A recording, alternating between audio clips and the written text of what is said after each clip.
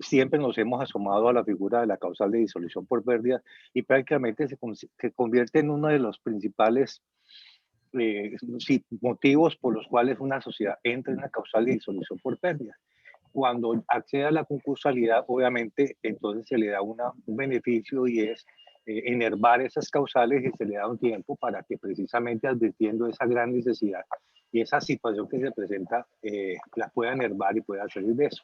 Ahora, encontramos con sorpresa un cambio normativo que tiene mucho que ver con la NIF. Aquí contamos con la participación de un contador experto de mucho tiempo, no solamente en la contaduría pública, sino en la concursalidad, que es el doctor Oscar Humberto Arate Calderón, muy conocido en todo el gremio de vallecaucanos de esta región, y también nos va a absolver muchas dudas sobre el tema desde el punto de vista contable, que me parece que ocupa un sitio muy grande la contabilidad. Y entonces, motivado por esa necesidad, yo dije, bueno, yo tengo unos amigos muy queridos que son muy inquietos en la academia y los quiero llamar a pedirles que nos participen de sus conocimientos, de sus inquietudes, de sus conceptos frente al tema, a ver, a ver qué opinan y que de alguna manera nos orienten a todos, porque la verdad, como lo advierten algunos comentarios de los que ya lo han hecho, esto se va a prestar para generar un poquito más de litigiosidad entre los abogados. Obviamente eso nos conviene a todos, pero pues no se trata de eso, porque tras de que las sociedades presentan una situación de emergencia por una crisis empresarial derivada de la pandemia, pues van a afrontar otra discusión de orden jurídico que tiene que ver con esa causa. De tal suerte que eh, el componente contable está establecido, pero la mecánica que yo quiero establecer, yo le he pedido el favor a la doctora Diana, que todos la conocemos ampliamente, que inicie con su exposición y allí vamos evaluando cada uno de los puntos de vista. A, tenemos también presente al doctor Fernando Bustos, otro expositor de gran calado para nosotros. También tenemos el doctor Adolfo Rodríguez, creo que también está presente, también está invitado, y el doctor David Sotomonte Mujica, también gran concursalista, gran conferencista, lo hemos tenido aquí en varias ocasiones y también nos va a acompañar. De modo que seré solamente un espectador, un moderador no voy a ser porque va a ser el doctor Gonzalo. Vamos a escuchar atentamente las exposiciones de ellos y luego hacemos un debate en donde participemos todos y cerremos, saquemos conclusiones y podamos entrar a, por lo menos, a interpretar un poquito mejor estas normas que son un poquito dispersas y un poco farragosas. Doctora Diana, entonces, bienvenida. También le doy la bienvenida al doctor Fernando Bustos, que lo veo por acá. No veo al doctor eh, David Sotomonte, pero creo que se va a sumar. Y a las 6 nos llega el doctor Luis Fernando Alvarado, también de muchísimos afectos para nosotros. Doctora Diana, nuevamente gracias. Yo sé que usted, como yo, respiran concursalidad, respiran esto, disfrutan la concursalidad, disfrutan la academia y perseguimos el mismo propósito y es engrandecer la concursalidad, difundirla, interpretarla y saberla aplicar ahora tan necesario en esta época de crisis. Doctora Diana, es todo suyo el micrófono. Doctor Borda, muchas gracias por la invitación. La verdad es un gusto que estos foros existan para poder compartir pues lo que uno se le ocurre o lo que uno piensa o lo que ha leído o los temas que le llaman a uno la atención. Efectivamente, pues le agradezco la invitación y a los demás que hacen parte de este grupo caleño que creo que ha ido expandiéndose y que se reúnen y comparten, lo cual me parece fantástico, la verdad. Respecto al tema que hoy nos ocupa, nosotros el año pasado, no, el año antepasado, es que el año pasado pasó como raro. El año antepasado, en septiembre del 2019, el instituto hizo una charla con el doctor Mauricio Español, el Instituto Colombiano de Derecho Concursal, y ese día, pues se habló, pues el doctor Mauricio Español, como experto en contabilidad, nos habló del tema de la premisa o la hipótesis de negocio en marcha.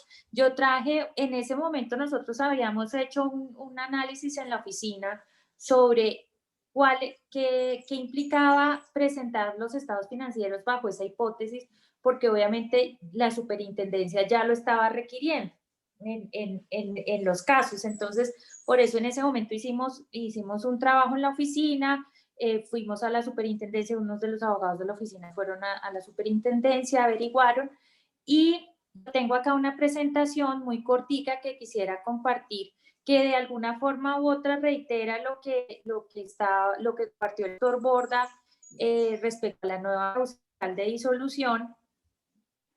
Y yo quisiera compartirles, también hay una tesis de un alumno de los Andes que me tocó examinadora oculta o examinadora de la tesis en la sustentación, y hablaba de precisamente la causa de disolución como punto de partida o como referente de la zona de insolvencia, es decir, esa zona previa al proceso de insolvencia, y si efectivamente, había alguna herramienta en la ley para definir esta situación. Entonces, doctor Borda, si me deja compartir un momentico pantalla.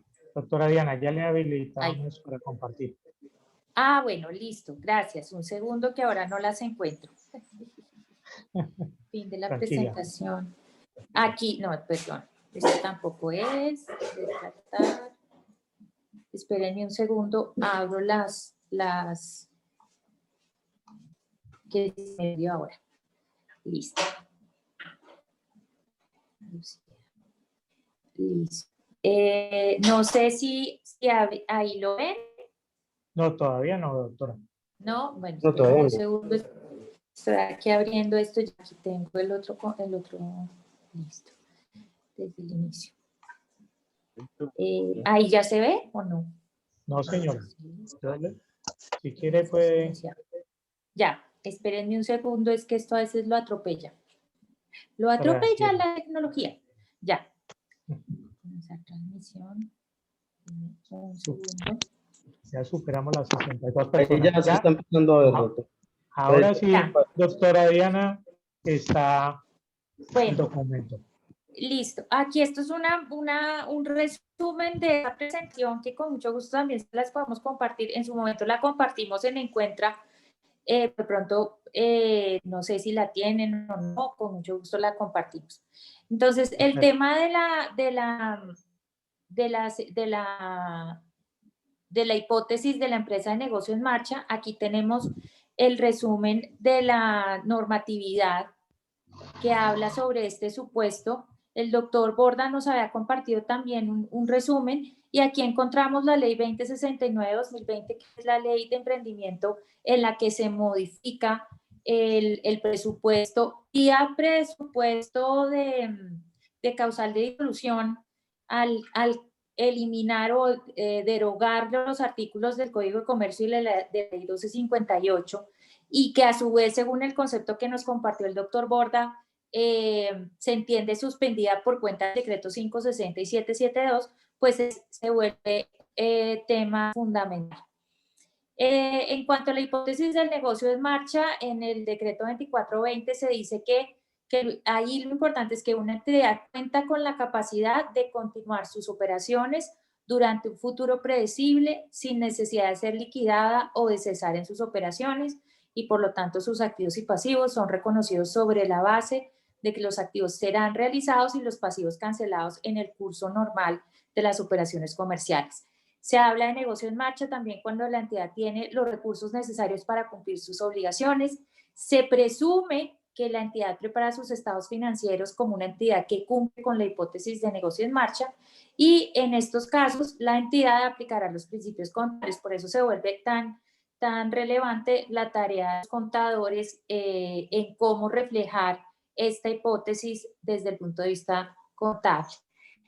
¿Quién hace la evolución de la hipótesis del negocio en marcha? Del negocio en marcha?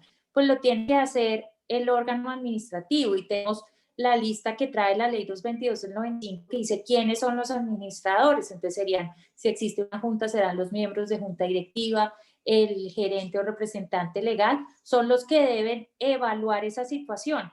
¿Con qué criterio? En la tesis que les comentaba del alumno Felipe Viveros en los Andes,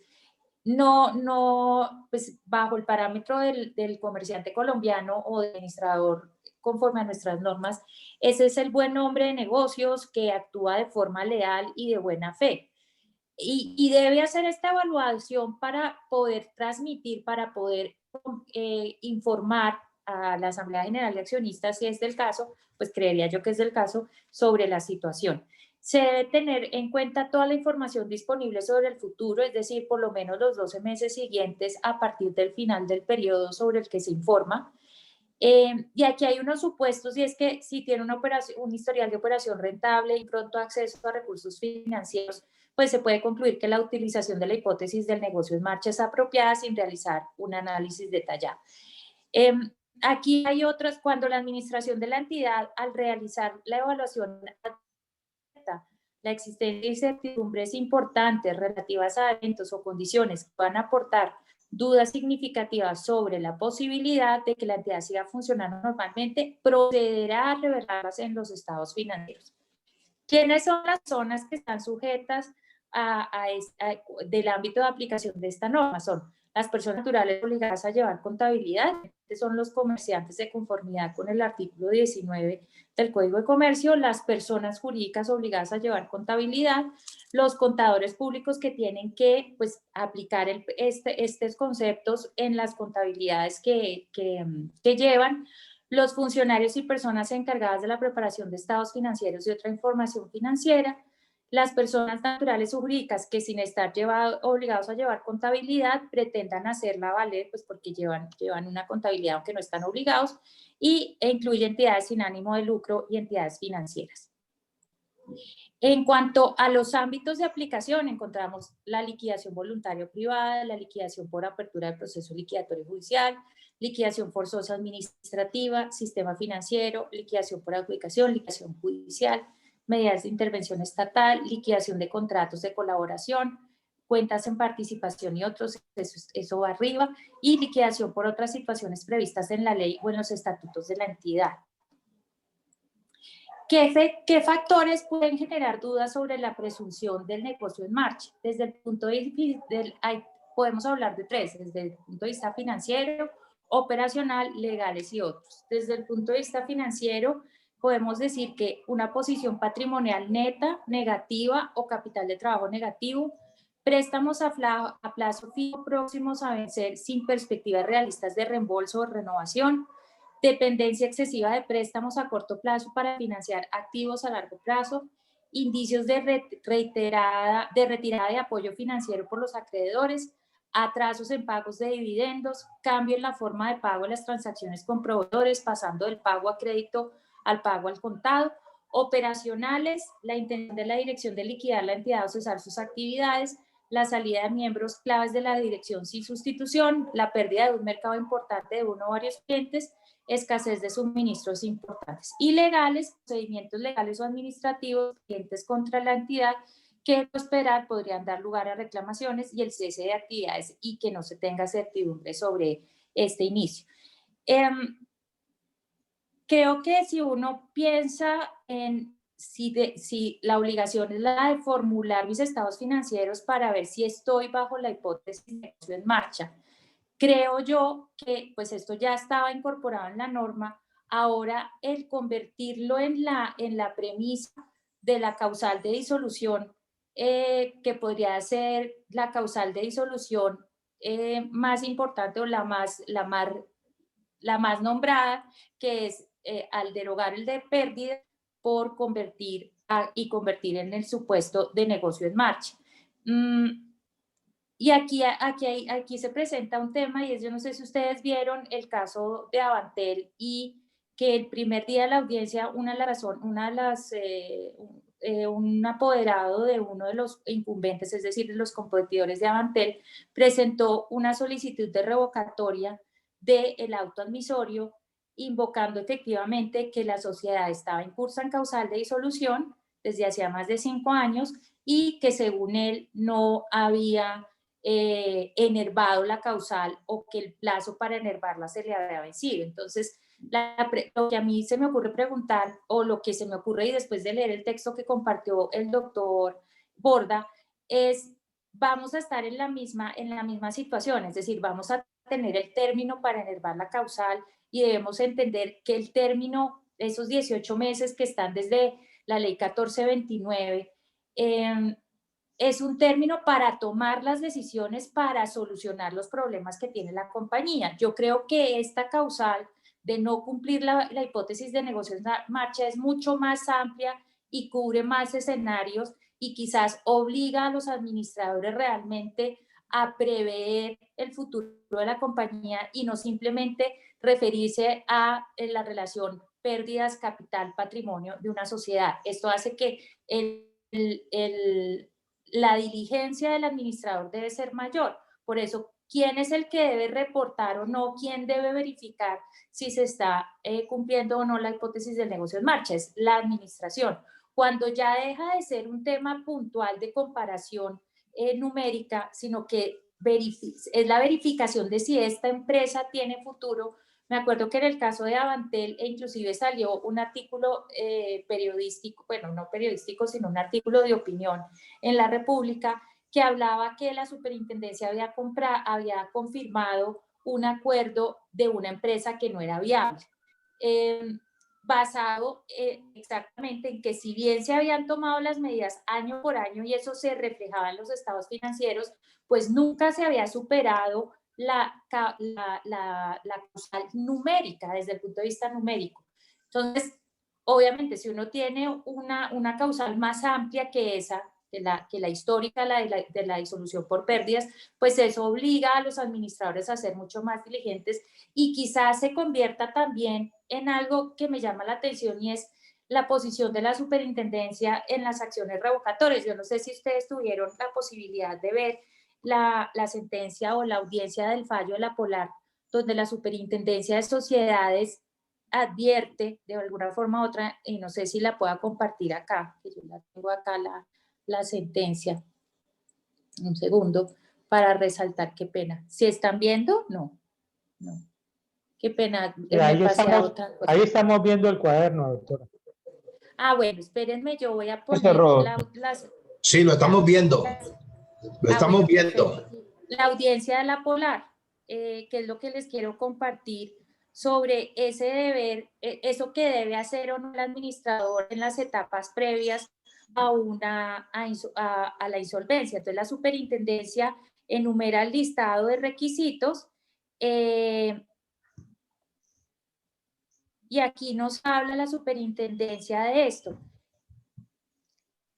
Esperen un segundo, esto no es. Sobre qué debe hacer un administrador en esa zona de insolvencia, yo creo, y es de lo que quiero compartir, que yo creo que esa causal de disolución puede ser la zona de insolvencia, es decir, en esa causal, cuando se materialice la causal de disolución, aunque yo no haya pedido el concurso, aunque no esté en alguno de los puestos de cesación de pagos, que yo no sé si a ustedes les ha pasado, pero con las normas actuales se ve uno a veces a gatas para cumplir el supuesto de cesación de pagos y solamente la puerta de la reorganización solo se abre con la cesación de pagos. Entonces, eso dificulta un poco más. Creo que me estoy perdiendo un poco el hilo, pero ya vuelvo es que, miren, aquí regaña al liquidador superintendencia, pues le dice que no le parece. Este despacho ha sostenido, miren lo que dice acá, este despacho ha sostenido en anteriores oportunidades que las acciones revocatorias únicamente atacan aquellos actos que hayan causado daño a los acreedores del concurso, es decir, que estas solo proceden cuando con el acto demandado se haya causado agravado. Sabemos que es el periodo de sospecha, pero yo creo que es como la twilight zone de la que hablan los americanos, esa dimensión desconocida donde va a estar presente esta causal de disolución, que es el no cumplimiento de la hipótesis del negocio en marcha, sumado a un posible periodo de sospecha de un eventual concurso, porque finalmente es a eso a lo que se refiere, pero no encuentro aquí lo que dice el banco, lo que dice la super, perdón.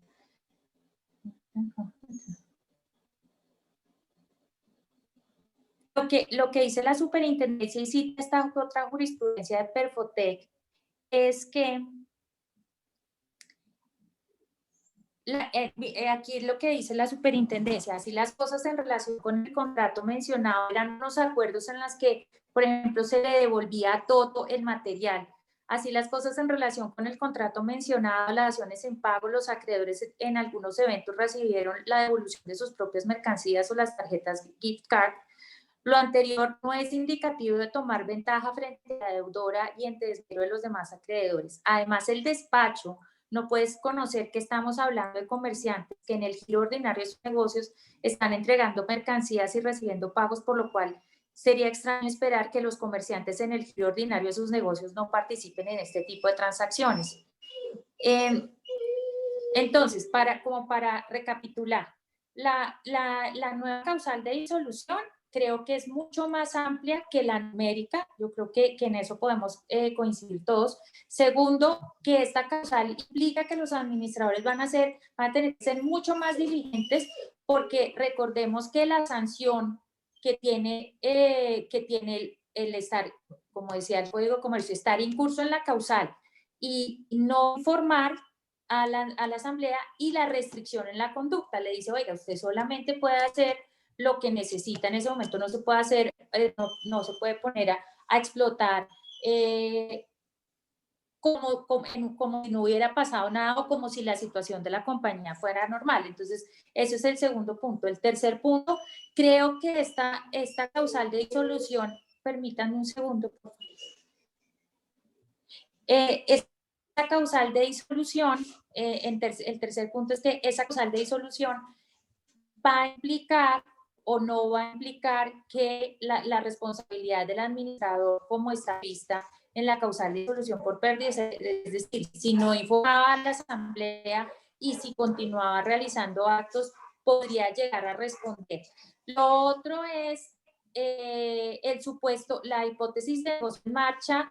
Yo no sé, o de pronto no lo tengo tan claro todavía y me falta estudiar, obviamente seguir estudiando el tema, pero yo no sé si esto también tiene un reflejo en los decretos, porque en los decretos de insolvencia de emergencia, y es porque vemos las figuras del descargue y vemos las figuras del salvamento, y ya tuvimos un descargue que es el de Vector, que también les compartimos en Encuentra la audiencia transcrita, y ahí lo que se verifica es el valor de la empresa en marcha, del negocio en marcha. Entonces, no sé si esa hipótesis que me están ahora convirtiendo en la causal de disolución en reemplazo de la de disolución por pérdidas se relaciona directamente con esa valoración del negocio en marcha y con esa intención que tiene el legislador de insolvencia, que las que se salven sean las que sean viables. Entonces, no sé cómo se mezclarán en ese universo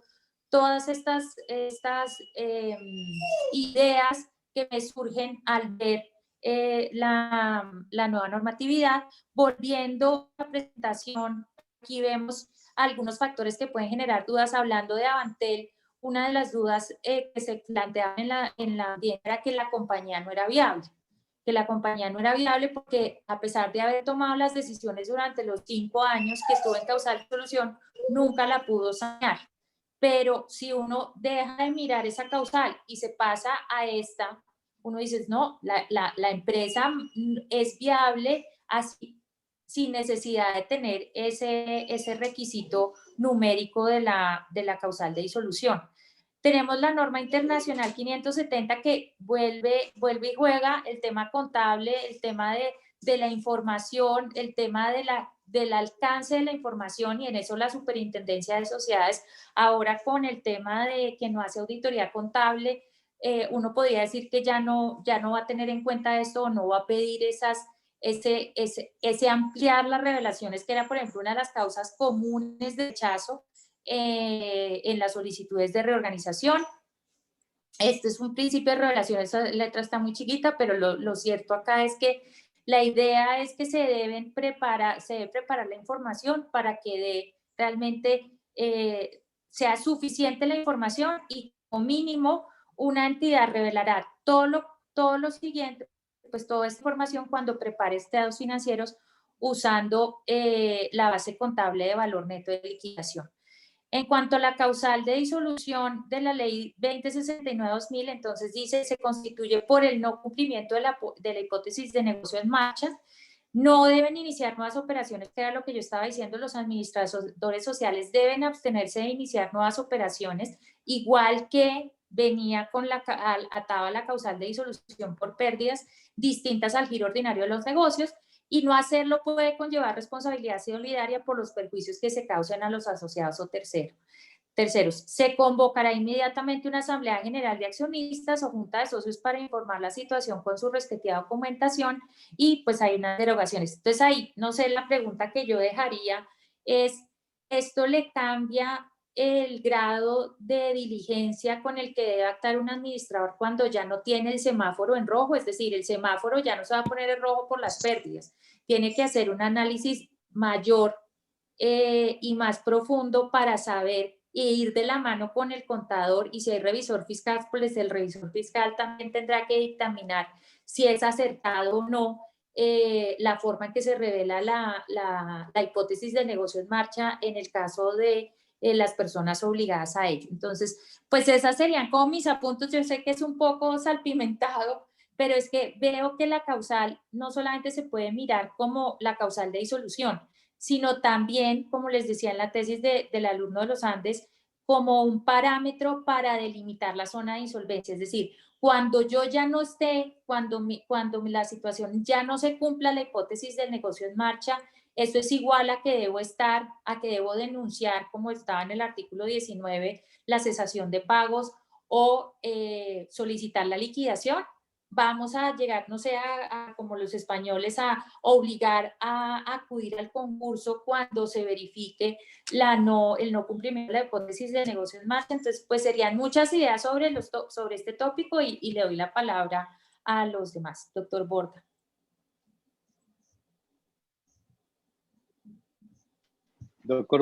Doctora Diana, perdón. Muchas gracias por su participación. Su exposición me parece muy clara. Yo quiero como abrir el debate. Quiero hacer la primera pregunta, que es la que uno no le encuentra mucha claridad. Es decir, aquí hay en la información que yo les he entregado, aquí hay alguien que dice, ello quiere decir que a partir de la vigencia de la ley de emprendimiento, cualquier sociedad puede incurrir en la causal de disolución por no cumplimiento de la hipótesis de negocio en marcha, y de no enervarse, habrá de disolverse la sociedad. Entonces, pero si lo comparamos, si lo confrontamos con las normas del decreto 560 que tiene suspendidas las causales de disolución por pérdida, se entendería que entonces esto no aplica cuando yo accedo a la aplicación o al acogimiento de los decretos de emergencia para aplicar la ley. Entonces, esto se traduce en que las que entran a la ley de insolvencia por las vías de los decretos legislativos pueden suspender o tienen suspendido esa causal, y las que no, las que están funcionando normalmente, entonces sí pueden acceder. A ella no se les exime de esta situación.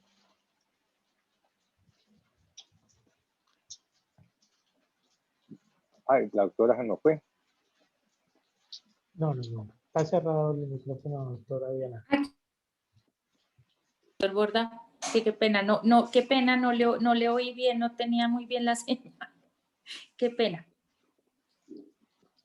Doctora, la pregunta es básicamente, esta norma está poniendo a todas las sociedades en concursalidad o no bajo el mismo plano de igualdad. Exacto. Sí, señor. Entonces, quiere decir que las que acceden a la aplicación de la insolvencia a través de los decretos legislativos, a través de todas estas normas de la ley 1116, o que llegan a la ley 1116, sí tendrán esa causal suspendida, pero las sociedades normales no, que es donde viene mi primer interrogante. Y yo dije, bueno, esto empieza a aplicarse desde ya, y cualquier empresa... No, yo creo que... Doctor Borda, y yo lo que creo es que independientemente de si aplique o no insolvencia, la causal está suspendida. Perfecto, para Así todas. sí, para mí aplica para todas porque la norma no tiene en los decretos 560 y en el 772 que viene a complementar la del 560 porque se le habían olvidado los otros tipos societarios al legislador. Lo cierto es que para mí aplica para todas independientemente de que estén aplicando o no un escenario concursal. Ahí la pregunta sería la siguiente, y es si estando en el proceso de insolvencia se considera, sí, no estamos hablando de todas, sino las que apliquen a insolvencia, si uno debería pensar que lo lógico es que traten de enervar la causal así la causal esté suspendida. Porque si la causal ahora, lo que entiendo es que antes era la de disolución y ahora es la de hipótesis de negocio en marcha.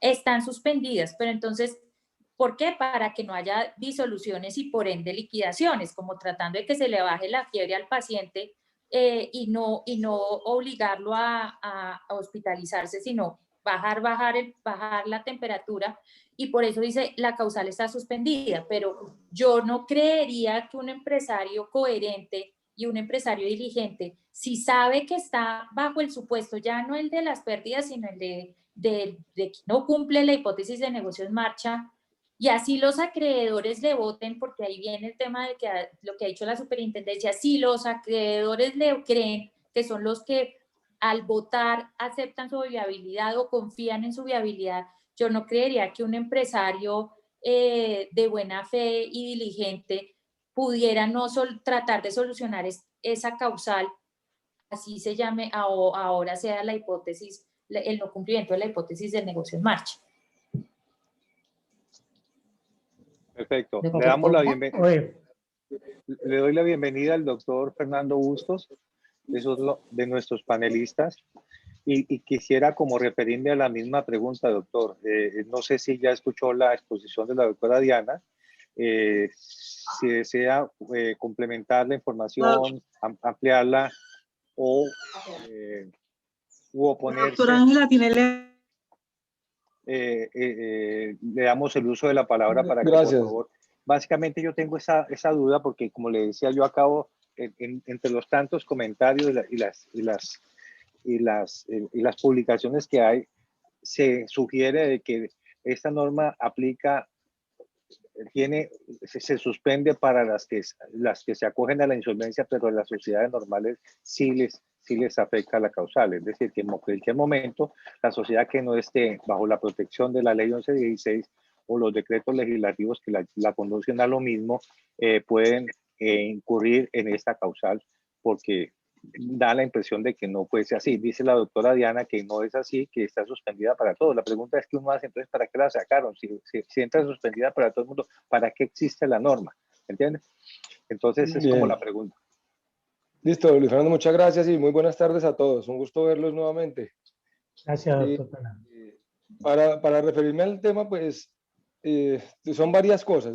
Todos sabemos que la causal de disolución por pérdidas tenía más preguntas que respuestas como venía antes, ¿no? A partir de cuándo y cómo y los mecanismos para enervarla y la 1116 que requiere no haberse vencido el plazo para enervarla, pero sí se tomaron decisiones, pero no se registraron, pero hay que registrarlas o hay que tomarlas y las decisiones finalmente tienen que lograr enervar efectivamente la causal de disolución o no tienen que hacerlo y así no la enerve eficazmente, pero si se las tomó, entonces solucionó el problema porque eso es lo que dice la ley. Había un montón de preguntas y creo que hoy hay más, porque yo lo que entiendo concretamente con esta pregunta es que todas las que estaban en causal de disolución, que claro, está suspendida, pero todas las sociedades que estaban en causal de disolución ya no lo están. Y ahora tienen que decidir las mismas sociedades, la administración tiene que decidir si está o no está, si se cumple o no la hipótesis de negocio en marcha. Pero un poco a diferencia de la opinión de la doctora Diana, yo creo que no es necesario que los accionistas se reúnan a tomar decisión si es que estaban en causal de disolución por la normativa anterior, dado que el hecho de haber tenido pérdidas que reduzcan el capital por debajo de la mitad, el patrimonio, perdón, por debajo de la mitad del capital suscrito, no significa necesariamente que esté comprometida la hipótesis de negocio en marcha. Es que pasamos de un esquema objetivo, de una cifra matemática en que si tu patrimonio da por debajo de la mitad del capital, estás en causal de disolución, así la empresa tenga buenas perspectivas, así vaya bien, así tenga por cobrar unas buenas cuentas pasado mañana. Todos sabemos que hay empresas que tienen que asumir costos y les facturan y registran costos y gastos y van a poder facturar más adelante porque así es el proyecto. Y eso puede repercutir en un patrimonio negativo o en un patrimonio inferior a la mitad, pero con muy buenas perspectivas. Entonces, en la estructura anterior, quedabas en causal de disolución por reducir el patrimonio hasta la mitad. Incluso la podías enervar, mucha gente salía a capitalizar, ¿no? Pero si yo reduzco el capital, también la enervo. Y entonces salí de la causal reduciendo el capital un poquito más. Entonces, fíjate que si yo tenía 100 pesos en el capital y perdí 51, quedé con 49, quedé en causal de disolución por pérdidas. Y hago una asamblea, le bajo el capital, el valor nominal a la acción, y entonces dejo el capital en 60, y entonces ya la enervé. Tengo los mismos activos y los mismos pasivos y exactamente la misma situación, pero ya no estoy en causal de disolución por pérdidas. Y solucioné el problema. Entonces, a mí me parece que este cambio sí es muy importante, es muy valioso, es un empujón grande al emprendimiento y a las empresas en insolvencia y en dificultades, porque pasamos de un esquema totalmente objetivo. Si la cifra te dio esto, tienes causal de disolución y tienes que tomar unas decisiones. Ahora, no importa lo que te dé la cifra, así te haya dado antes eso, siéntate y evalúa tu situación y si consideran que la única alternativa, porque es que así lo dice la norma, si no hay otra más razonable que liquidarse, entonces ahí sí, pero eso es cuando la única alternativa considera la administración es la liquidación, que ya no hay pero nada que hacer con la sociedad. Entonces, las que ya venían en causal de disolución por pérdidas, por tener una reducción en su patrimonio por debajo del 50% del capital, yo entiendo que ya no están en causal, así no estuviera suspendida, hoy está suspendida y no hay nadie en causal de disolución, está bien. Pero yo creo que no tienen que preocuparse por enervarla, porque hoy en día no hay que recuperar el patrimonio. Hoy en día lo que hay es que tener una empresa viable.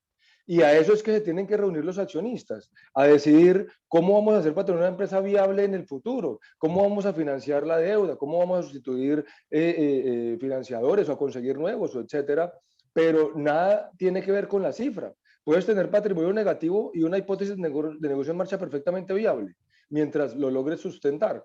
Mi preocupación ahora es hasta dónde podría entonces una autoridad, no solo en un trámite de insolvencia, sino también en un trámite normal, o los acreedores solicitar la inclusión o solicitar al juez el desestimamiento de la hipótesis de negocio en marcha de una sociedad. ¿Eso será posible? Si los acreedores consideran que no es viable, a pesar de que la administración sí, y en ese momento, ¿quién tiene la capacidad para analizar un futuro negocio, que es una apuesta de largo plazo, que es la labor del empresario, correr riesgos para pensar en obtener una rentabilidad? ¿Quién va a decidir si tiene o no validez esa opinión de que la empresa podría recuperarse? Entonces, a mi modo de ver, el cambio drástico es que pasamos de un escenario totalmente objetivo, un número claro, a uno totalmente subjetivo, que es la opinión de la administración. Y en mi criterio es un aporte valiosísimo para la conservación de las empresas. A mi modo de ver, no tenía por qué una empresa pensar en liquidarse por haber perdido la mitad de su capital cuando puede hacer 1000 cosas para recuperarlo. Y la prueba de que eso estaba mal es que reduciendo el capital, reduciendo el valor de tu acción, salías de la causal sin aportar un peso y sin aportar ideas, sin hacer nada. Hoy en día es subjetivo, pero me parece más razonable que tenga la administración y los socios, los accionistas, que tomar decisiones para hacer la empresa rentable y para recuperarla. Y en cuanto a la suspensión, yo entiendo que estará suspendida, todavía nos queda un año y algo de suspensión por el 560, la hipótesis de negocio en marcha, que es la nueva causal de disolución, ¿no? Donde se hable de causal de disolución, reemplazamos por hipótesis de negocio en marcha y creo que eso nos resuelve el problema. Pero además de todos los abismos que había antes con lo que empecé mi intervención, creo que ahora tenemos unos nuevos y más complejos, y es quién tiene la habilidad, la capacidad para controvertir una hipótesis de negocio en marcha. Muchas gracias. Muchas gracias a usted, doctor Fernando. doctor Borda. Doctor, yo había invitado también al doctor Eduardo Solarte, que él es un gran docente, compañero del instituto, y le había hecho una consultica referida a contextualizarnos sobre el tema de la causal de disolución por pérdida. Obviamente ya tenemos que olvidarnos de ella, pero finalmente empezamos a examinar la norma y encontramos demasiadas fisuras, como lo decía Fernando Bustos. De pronto, si el doctor nos puede ilustrar en un momentico sobre el tema que preparó frente a esa situación, que nos lo explique en pocas palabras para alimentar el debate, porque primero, yo pienso que para muchos, primero eliminaron la causal de disolución por pérdidas que poderla interpretar en su sentido estricto. Entonces, el doctor Eduardo, por favor. Muchísimas gracias, mi doctor Borda. Muchas gracias y el saludo de nuevo para todos los compañeros y las personas que estamos en este enlace. Directamente hablé con el doctor Borda y entonces me decía que tocamos lo referente a lo que es la disolución y liquidación de las sociedades. Y entonces el referente número 1 está en el artículo 218, que no quiero, del Código de Comercio, y las distintas causales para que una sociedad se disuelva.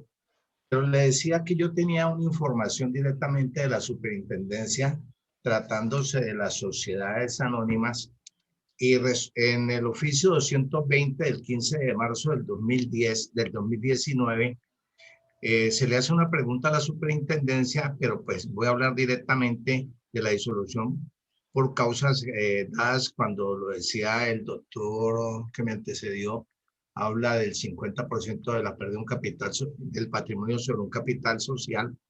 Y entonces vale la pena pues para no fatigar y pues llenarme de todo el contenido de estos oficios, que hay uno específico, vuelvo y lo repito, el oficio 220 018-273 del 15 de marzo del 2019.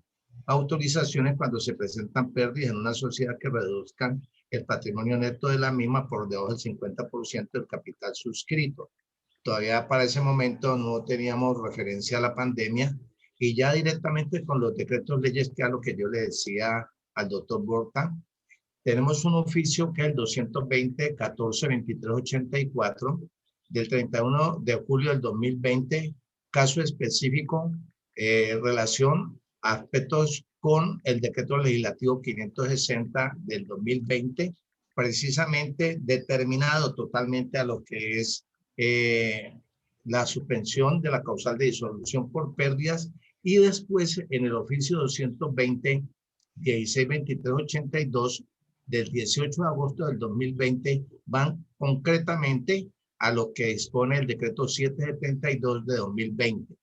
Aquí eso es lo que yo le decía al doctor Borda, que tenía sobre el particular y que podía hacer esas citas si los compañeros que están en el enlace consideran que puede ser de utilidad para las inquietudes que están presentando en el tema de hoy. Sobre la empresa de negocio en marcha, pues me ha quedado claro, con todo respeto, no manejo eso, considero que son aspectos contables, pero me ha quedado claro, por lo menos a mí, lo que han expuesto los compañeros.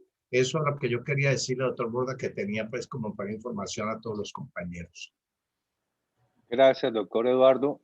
Para los que no conocen al doctor Eduardo, es una persona muy apreciada en la concursalidad, sobre todo en los congresos. Él tiene un detalle enorme y es que se lleva a un grupo grande de sus estudiantes todos los años, inclusive se ha ido hasta en bus, haciendo una labor absolutamente maravillosa de alimentarlos con la concursalidad, llevarlos, darlos a conocer, y me parece que es una labor muy linda. Le damos la bienvenida al doctor Luis Fernando Alvarado. Lo veo bastante recuperado, doctor. Y lo veo muy bien, gracias a Dios. Está Muchas con nosotros. gracias. Gracias, doctor. Bueno, entonces, yo, doctor Luis Fernando, abusando de su generosidad, estamos debatiendo el tema, obviamente, del decreto 20, de la ley de emprendimientos, que eliminó la causal de disolución por pérdidas y la sustituyó por la hipótesis, por el no cumplimiento de la hipótesis del negocio en marcha. Yo había preparado, entonces si me da un tiempito, yo voy a preguntarle al doctor Álvaro Londoño, que lo tengo por aquí, ya lo había contactado, para que nos brinde su concepto frente a este tema, si está de acuerdo con lo que se ha mencionado. Y yo sigo haciendo la misma pregunta porque para mí no es muy claro que se cree una norma que en este momento no es aplicable para nadie porque está suspendida por cuenta del 560. Entonces, a mí todo lo que he leído me lleva a pensar de que las sociedades que están activas, que no están sometidas a ningún trámite concursal, sí les aplica esta causal y no lo veo muy claro. A ver, Doctor, yo sigo insistiendo. Perdón. Doctor, qué pena. Sí, sí. Hay 3 personas que también levantaron la mano un poquito como para que después no pierdan. Ya le damos, si quiere, la palabra también al doctor Álvaro. Está el doctor Gustavo, el doctor Diana, el doctor Fernando Bustos, levantaron la mano y creo que la doctora Ángela por ahí también la vi. No sé si abrimos un espacio, unos 2 minuticos, ¿le parece? Doctor, la moderación, la dirección es totalmente suya. Con lo que acaba de decir Luis Fernando. No voy a tomarme más tiempo. Comparto la opinión de Luis Fernando. Del doctor Borda, pues. Hola, buenas. Gracias, doctor. No, que simplemente quería acotar algo y es que dentro del mapa que ha hecho INSOL para explicar las decisiones frente a la pandemia, una que es común a muchos países es la suspensión de la causal de disolución, independientemente de cuál sea el parámetro. En este caso, el doctor Borda dice, ¿para qué reforma nos sale una nueva norma si está suspendida? Pues más allá de lo que esté suspendida y que va a estar suspendida hasta abril del próximo año, salvo que vuelvan a alargar la vigencia de las normas, la verdad es que es una respuesta común a la crisis. Y es en muchos regímenes, al igual que el colombiano, el legislador de crisis salió y dijo que ha suspendida la causal de disolución precisamente para evitar el tsunami de disoluciones, de sociedades en disolución y en estado de liquidación, y tratar de que se le baje la temperatura al paciente, ¿sí? Entonces, simplemente para referir eso, no es que al legislador colombiano fuera el único que se le hubiera ocurrido suspender la causal de disolución, ya hay otros y INSOL lo tiene resaltado como uno de los puntos comunes en la legislación de emergencia expedida por cuenta de la pandemia. Era solamente para anotar eso, doctor Borda. Gracias, doctora Diana. Doctor Bustos, ¿tenía levantada la mano? Sí, gracias. No, se me escapó una cosa que me preocupa. Y es que muchas veces, yo creo que a muchos de los presentes aquí nos ha pasado, alguien les dice, mire, tengo estos estatutos, ¿por qué no me los revisa? O alguna cosa, ¿no? Y como aquí en Colombia a la gente le encanta hacer copy-paste, incluso pasa con los estatutos que ofrece la Cámara de Comercio, por lo menos la de Bogotá y creo que un par de ciudades más, no las conozco todas, pero sí sé que en ciudades grandes pasa, seguramente en todas. Los estatutos pro forma, que tienen incluso si creas una sociedad por internet te salen esos, contienen un artículo que dice que la sociedad se disolverá si las pérdidas las llevan a disminuir el capital en un 50%. Y a la gente le fascina copiar la norma en los contratos y copiar las normas en los estatutos. Y resulta que las normas cambian y los estatutos no. Y entonces hoy en día tiene que haber un tsunami de sociedades cambiando estatutos porque de lo contrario van a estar en causal de disolución, así se haya cambiado la hipótesis de negocio en marcha. Porque resulta que en el contrato social los accionistas pactaron que si se daba esa situación, la sociedad entraba en disolución. Y algunas dicen que tendrá 6 meses porque conservan los estatutos viejos de antes de la 1429 que amplió a 18 meses. ¿Cómo resolvemos ese asunto? Tienen que hacer una reforma estatutaria porque ahí no dice que se ajustará a la ley, normalmente dice que se disolverá si se presenta esa situación. Creo que muchas sociedades no lo han advertido. Yo he invitado a más de uno a modificar estatutos. Generalmente recomiendo sacar las cosas de ley de los estatutos porque si está en la ley, ¿para qué lo ponen? Y creo que debería decir se disolverá si las normas lo exigen o cuando se den las condiciones que la ley me proponga, qué sé yo. Pero muchos estatutos, y creo que sin temor a equivocarme, la mayoría de los estatutos, por lo menos de las anónimas que hay en Colombia, dicen que se disolverá la sociedad si tiene esas pérdidas. Entonces, esa sociedad tiene las dos posibilidades de causal de disolución, ¿no? Entrará por la no hipótesis de negocio en marcha o entrará porque así lo pactaron los accionistas si se dieran las pérdidas en el marco de la causal anterior. Creo que hay que invitar a la gente a que no copie y pegue y hay que actualizar estatutos de muchísimas sociedades en el país. Gracias, eso era todo. Gracias, doctor Fernando. Doctora Ángela, que levantó de primero la mano. ¿Quiere agregar algo? Sí, muchas gracias. Quería como comentar cuál es la razón de esta causal de disolución de la hipótesis de empresa en marcha. Y yo creo que va más encaminada al tema de lavado de activos, de empresas zombies, de empresas fachadas. Es decir, de aquellas empresas que hoy existen y no realizan ninguna actividad ni ninguna, ni que están ahí y que las tienen para en cualquier momento realizar alguna otra actividad.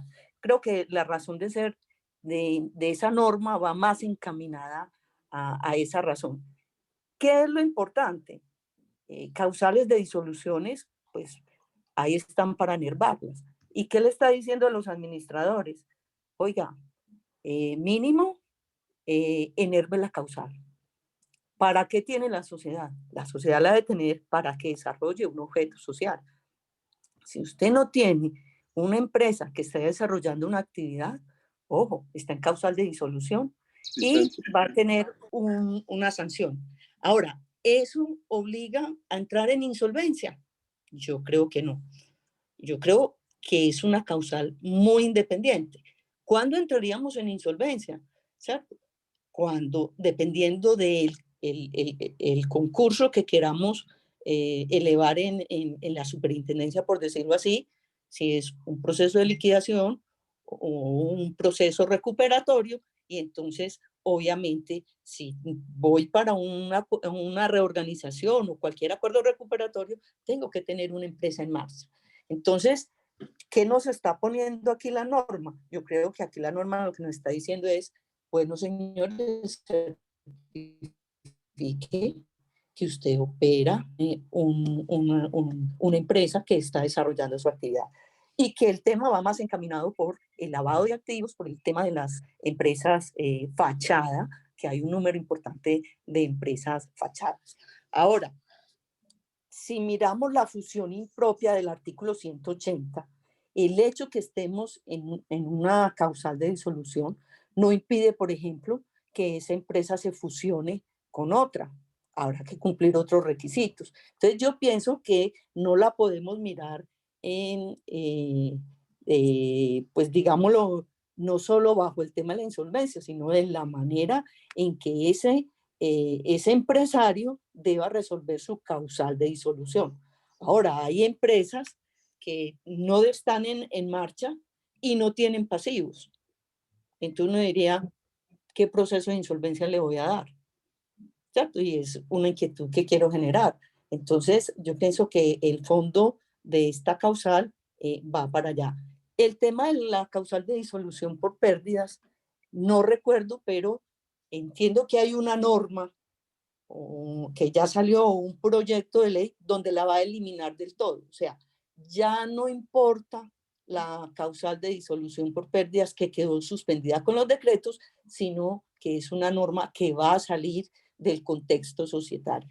Entonces, ahí lo importante es mirar cómo queda o cómo se recompone el capital social o el patrimonio de la sociedad para los fines a los cuales fueron creadas. Ese era mi comentario. Gracias, doctora Ángela. Doctor Gustavo, ¿tiene levantada la mano? ¿Nos va a compartir algo? Buenos días, buenas tardes a todos, espero que estén muy bien. Pues mi pregunta va, mi cuestionamiento va más dado al tema de la responsabilidad solidaria de los administradores y de los accionistas, en el siguiente sentido. La definición que trae el decreto dice después de un punto seguido lo siguiente. Una consideración especial de la hipótesis de negocio en marcha es que la entidad tiene los recursos necesarios para cumplir con sus obligaciones cuando ellas sean exigibles en un futuro predecible. Digamos que ese futuro predecible sea el periodo desde que se certificó, que es en la Asamblea General de Accionistas, en la Junta de Socios de reunión ordinaria, hasta que vuelva a suceder eso. O digamos que cuando el representante legal la entienda como incumplida. Pero ¿qué pasa si, por ejemplo, se certifica en enero que se va a pagar y que se van a cumplir con las obligaciones que son exigibles en un futuro predecible, como puede ser, digamos, pagarle a un proveedor al mes quinto? Pasa el mes quinto, no se le paga al proveedor, el representante legal no alcanza a hacer, pues, la reunión extraordinaria para modificar, pues, la certificación de la hipótesis, y lo vinculan a un proceso ejecutivo. ¿Por qué? Pues porque si él la certificó en enero y en el mes quinto o en el mes sexto a mí no me han pagado, eso significa que la hipótesis falló. Y entonces eso significaría que se incumplió la hipótesis y por ende el representante legal y los accionistas son solidarios automáticamente como litisconsortes cuasi necesarios, o tendría yo que iniciar un proceso verbal para extenderle la responsabilidad. O, en efecto, podría suceder que en el proceso ejecutivo ellos tendrían que mostrar el acta donde la certificaron bajo una hipótesis que de pronto falló y mostrar por qué falló. Entonces, digamos que mi pregunta va más dirigida es, ¿esa vinculación, esa solidaridad será automática como litisconsorte necesario, o será que habrá que iniciar un proceso verbal de responsabilidad para poderlo volver, valga la redundancia, responsable del incumplimiento de la sociedad? Esa es mi intervención. Ok, gracias, doctor Gustavo. Doctor Ángela levantó nuevamente la mano. Antes de empezar. Perdón, yo ya la había levantado, perdón. Ok, listo. ¿Hay alguien que quiera hacer una observación con relación a lo establecido por el doctor Gustavo? Lo que también levantó la mano la doctora Marcela. Muy buenas tardes para todos. ¿Tengo el uso de la palabra? Sí, señora. Hágale, doctora. Bueno, el tema es que me inquieta, no el tema que en este momento puntualmente estaban hablando, sino un tema que cuando el doctor Bustos estaba conversando se expresó acerca del requisito que tiene el juez cuando le presentan una solicitud de acuerdo de reorganización de evaluar o determinar si la sociedad se encuentra en causal de disolución o no por pérdidas.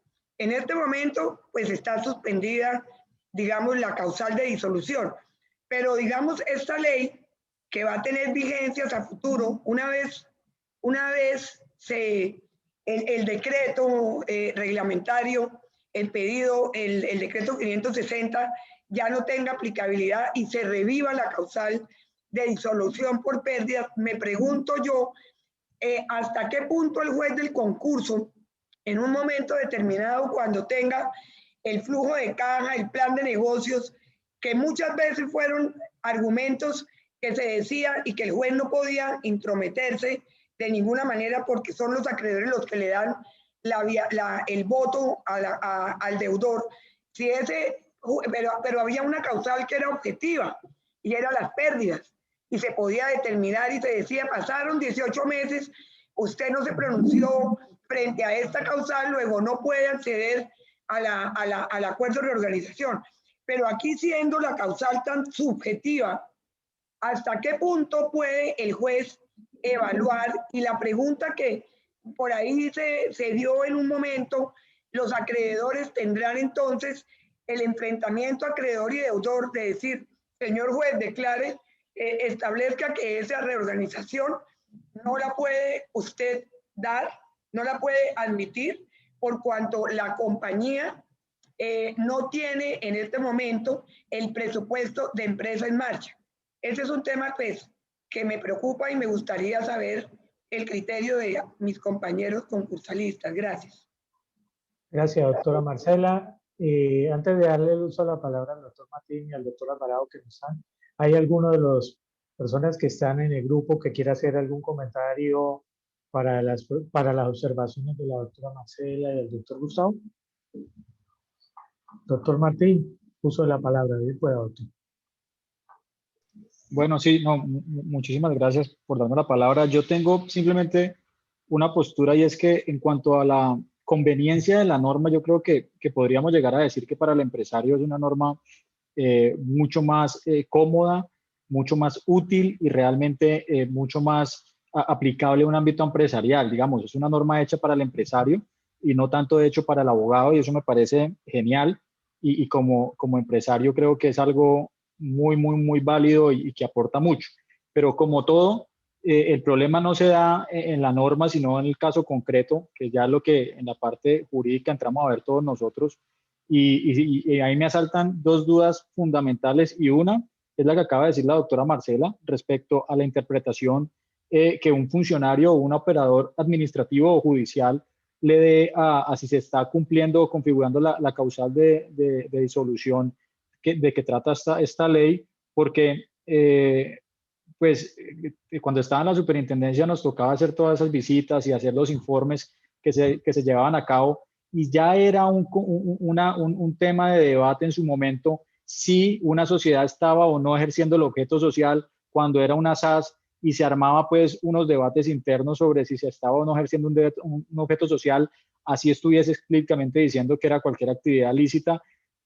Poner a un funcionario judicial o administrativo frente a una queja administrativa o una demanda donde un accionista, un acreedor o otra persona establezca que no se está respetando, se configuró la causal de disolución porque no se está cumpliendo con la causal, el negocio en marcha, pues es muy complejo, porque llevaría a que todos los funcionarios conocieran no solamente mucho del tema empresarial, mucho del tema financiero, sino del sector en particular en que estamos viendo, porque es que la causal el cumplimiento de la hipótesis de negocio en marcha en un sector de manufacturas es distinto que un sector de servicios, es distinto que un sector exportador. Entonces, digamos, esa subjetividad puede hacer que de alguna manera el funcionario público, y todos los que hemos sido funcionarios públicos y los que han estado ahí se dan cuenta, es muy difícil tomar decisiones. Entonces uno puede llegar estar en la posibilidad de erradicar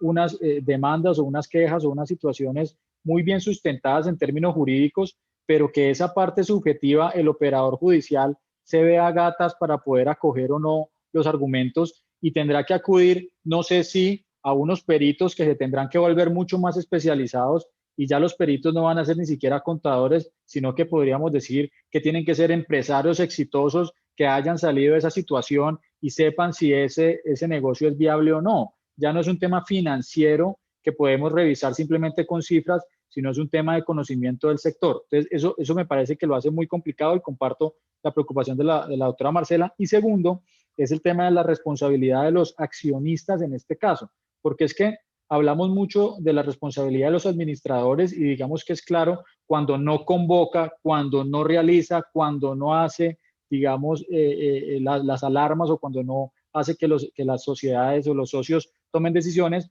pero no se dice nada cuando, digamos, el administrador, siendo diligente, haciendo el análisis, se encuentra con una asamblea o una junta de socios o el máximo órgano que corresponda, que no toma las decisiones, o que tomando la decisión la sociedad igual se termina en una situación, o toman una decisión distinta a la que el administrador había en su momento analizado. Entonces, digamos que ahí no sé si vale la pena determinar también ese tema de la responsabilidad de los accionistas, que creo aquí yo que también podríamos llegar a analizarla, porque si yo establezco que los socios, el administrador les lleva la información ahí, y aunque la norma no lo diga, si se establece que ellos no toman la decisión, o deciden no asistir, o deciden no aceptar ninguna vía, o hay un conflicto interno que no permite establecer unas mayorías para continuar o tomar una decisión de estas, pues yo creo que los administradores no solamente podrían ser responsables, sino también los socios,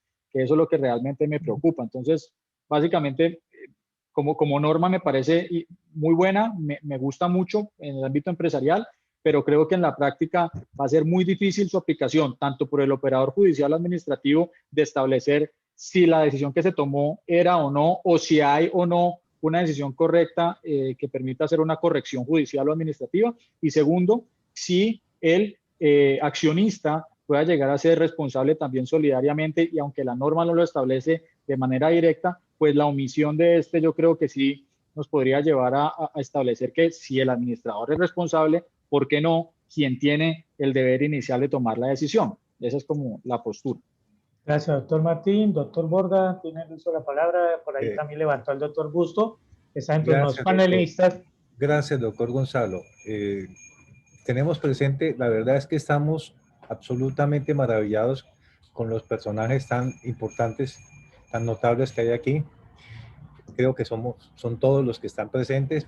El doctor Luis Fernando Alvarado, le brindo la bienvenida. Yo sé que él nos va a brindar sus ideas. También saludo al doctor Adolfo Palma Torres, gran conocido de todos, el que ha estado en la concursalidad sabe de la importancia, de la trascendencia del doctor Adolfo Palma, obviamente el doctor Luis Fernando Alvarado también. Son personas de gran tradición, de gran afecto para nosotros. Entonces yo voy a hacerle una preguntita al doctor Luis Fernando Alvarado para que si nos acompaña con sus conceptos, y si el doctor Adolfo me lo permite, también seguidamente le pido que participe y nos alimente el debate. Gracias, doctores. Muchas gracias, doctor. Doctor Palma, ¿cómo le va? ¿Puedo entonces hablar, exponer unas pequeñas precisiones o inquietudes sobre el tema que se ha propuesto para el día de hoy? Pues sí, de vieja data en la superintendencia y en el derecho comercial y en materia societaria se ha hablado de la quiebra técnica. Y la quiebra técnica son las normas que establecen la causal de disolución por pérdidas. Quiebra técnica pareciera haber querido decir la doctrina, cuando así la ha calificado, que son los desequilibrios patrimoniales que se presentan por efecto de las pérdidas ocurridas en el desarrollo de una actividad social. Entonces, indudablemente, una cosa es la pérdida que se produce por la actividad y otra cosa es la situación que se genera por la inoperancia o inactividad de la compañía. Son dos cosas bien distintas. Pero el hecho de que la doctrina haya denominado la quiebra técnica a esos desequilibrios patrimoniales, ello no quiere decir que de por sí de ellas, como bien lo anotó la doctora Echeverry, se derive de ellas una situación concursal, porque precisamente una sociedad puede tener las pérdidas que quiera, pero estar al día en sus obligaciones a pesar de las pérdidas. Y de la misma manera, una empresa inactiva pues puede no tener pasivos y no tener una situación concursal. Entonces son dos cosas que hay que distinguir siempre y muy claramente. Ahora, la otra es que los desequilibrios de los que hablaba el Código de Comercio, los que ha establecido, hay dos clases de desequilibrios. La primera corresponde a las pérdidas que reduzcan el capital, y en tipos de sociedad como de responsabilidad limitada se habla de pérdidas que afectan el capital, tal vez el artículo 371. En las sociedades anónimas se habla de pérdidas que reduzcan el patrimonio neto. Una cosa es reducir el capital y otra cosa es el patrimonio neto. Obviamente es mucho más global el concepto de patrimonio neto a que a aplicar la pérdida solamente sobre el capital. De manera que esa es, digamos, la historia, y al mismo tiempo los términos que de pronto el lenguaje no es el más indicado para enervar la causal. Y enervar es para sencillamente dejarla sin efectos, para superar la dificultad que genera el desequilibrio patrimonial. Los 6 meses o los 18 meses, los 6 meses se establecieron en el Código 71. En los 18 meses, a través de una ley en el año 2010, se amplió el término. Y al mismo tiempo, también desde el punto de vista doctrinal, siempre se especuló desde cuándo cuentan los 6 o los 18 meses. Entonces cuentan desde el momento en que el órgano social competente para enervar la causal, que no debía decirse enervar, sino para superarla, el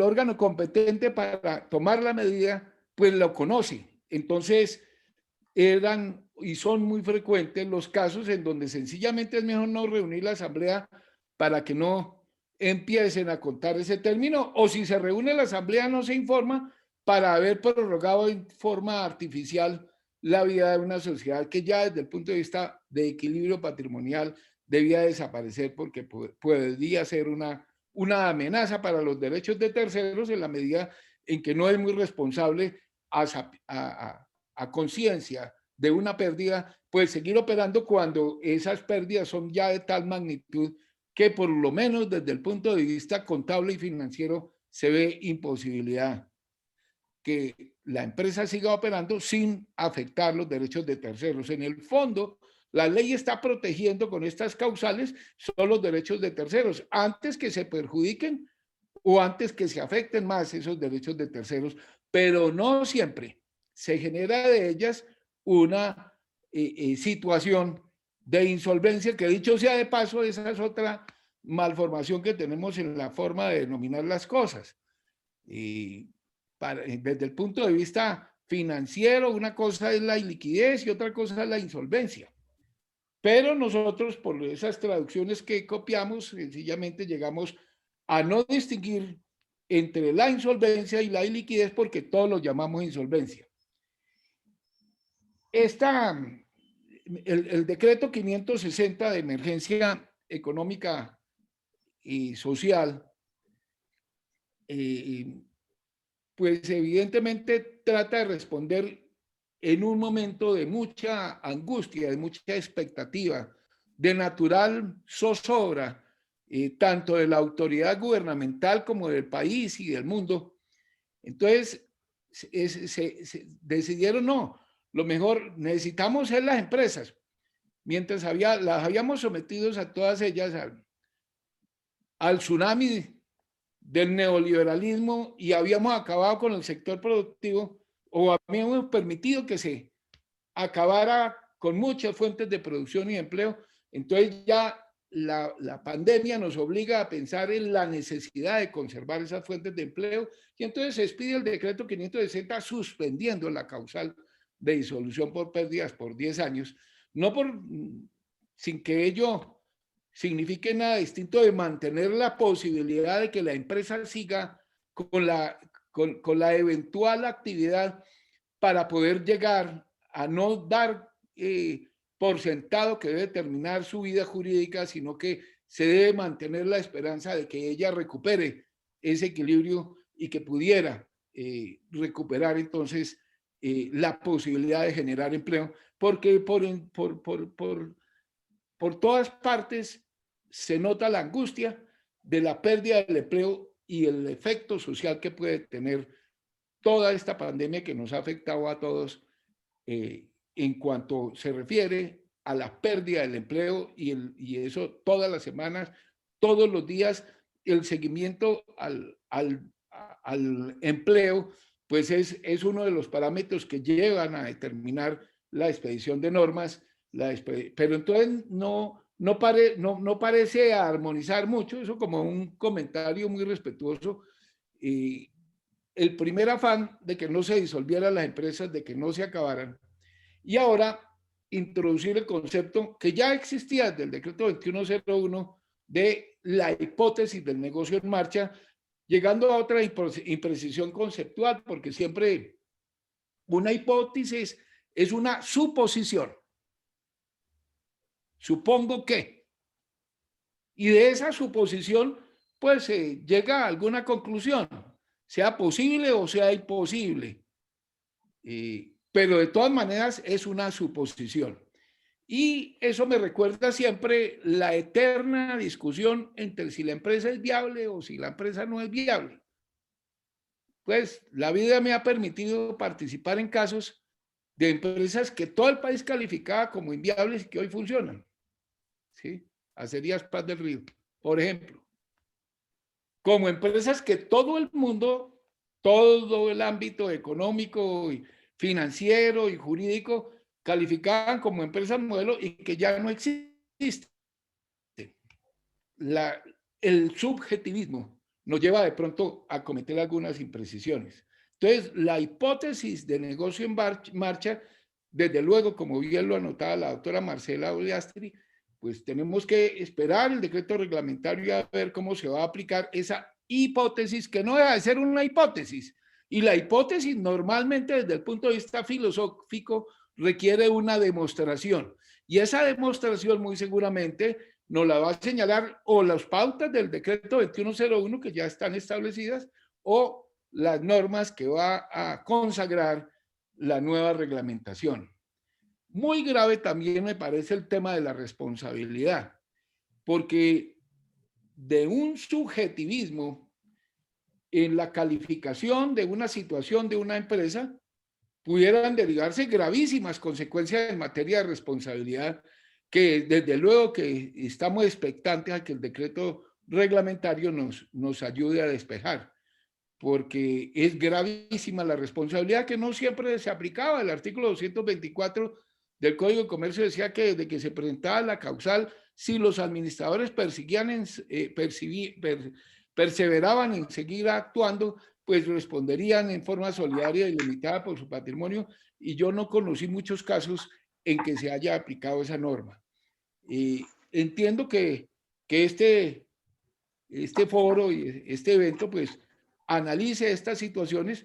Todavía nos falta conocer el decreto reglamentario para conocer de pronto si las suposiciones de la doctora Echeverry corresponden a los motivos que indujeron al gobierno a partir del momento en que en el 560 no se quería hacer todos los esfuerzos para que las empresas no se acabaran, y ahora aparecer con la hipótesis del negocio en marcha que ya venía del decreto 2101 para decir que se suprime lo que está suspendido y ahora esa suspensión de 2 años se elimina esa causal y se establece una aparentemente más técnica, que eso hay que verlo de verdad cuando se termine de delinear la reforma iniciada por iniciativa del mismo gobierno y poder saber exactamente si estamos ante legislaciones que correspondan a un desarrollo estable,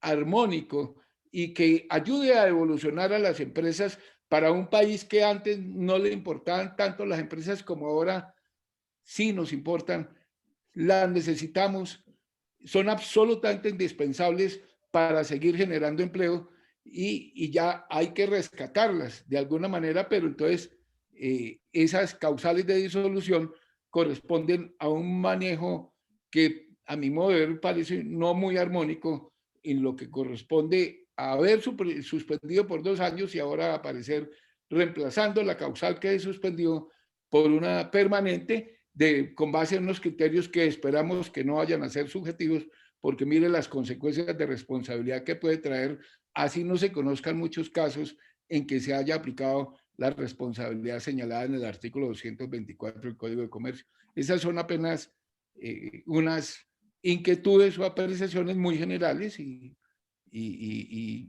bueno, pues estoy aquí dispuesto a que las sigamos analizando. Muchas gracias. Gracias, doctor Alvarado. Igual como lo dice el doctor Borda, esto alimenta el debate. Para el doctor Adolfo Palma, bienvenido. Le damos el uso de la palabra. Gracias, doctores. Gracias, doctor Alvarado. Como siempre, usted aporta muchísimo a cualquier discusión, sobre todo por esa experiencia que tuvo como superintendente y ha tenido igualmente como promotor de muchas empresas, liquidador de muchas empresas, y creo que la experiencia, pues, esa no se puede sustituir por el marco teórico. Y simplemente me remito a que estas disposiciones, yo creo que lo que se deberían mirar un poquito es más desde el punto de vista de análisis económico del derecho societario. Sabemos que la figura de la hipótesis de negocio en marcha deviene más bien desde las normas NIF que establecen que realmente hay que revelar cuándo una empresa tiene futuro o no tiene futuro. El doctor Alvarado hacía referencia efectivamente a una norma del el artículo 224 del Código de Comercio, donde se establece claramente que cuando una empresa entraba en cesación de pagos, ningún administrador podía iniciar nuevos negocios. Es decir, casi que era una situación, básicamente, podría uno decir, como una liquidación judicial, porque decía, usted no puede iniciar ningún otro negocio, ¿so pena de qué? So pena de responsabilizarse solidaria e ilimitadamente por los daños que usted haya generado al seguir usted desarrollando negocios con una empresa que está en cesación de pagos y que eventualmente usted haya omitido también no convocar inmediatamente a su máximo órgano social para que ese máximo órgano social tomase entonces las decisiones del caso. ¿Cuáles podrían ser las decisiones?